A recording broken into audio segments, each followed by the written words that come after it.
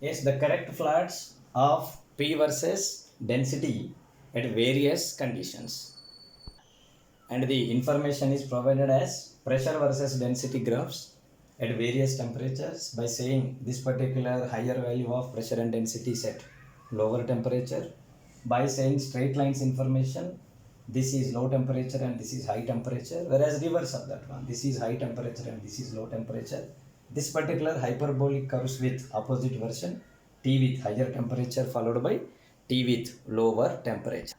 From ideal gas equation, PV is equal to nRT. N can be given by weight by gram molecular weight into R into T is equal to PV. If I make V here, weight by volume will becomes equal to density. So therefore, pressure into gram molecular weight will becomes equal to density into R into T. So therefore, pressure versus density directly proportional. As pressure increases, density increases, because these of all are constants. We can write pressure is equal to density into R into T into T by gram molecular weight. Suppose at a constant temperature, if I measure at a constant temperature, T is constant, gram molecular weight is constant, R is constant, that is it maintains a graph that is y equal to mx graph.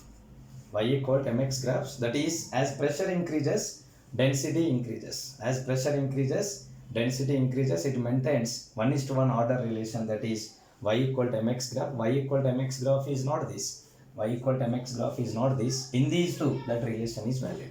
Moreover, from PV is equal to nRT, suppose if I keep volume constant, number of moles constant, as being R is constant, pressure is proportional with temperature.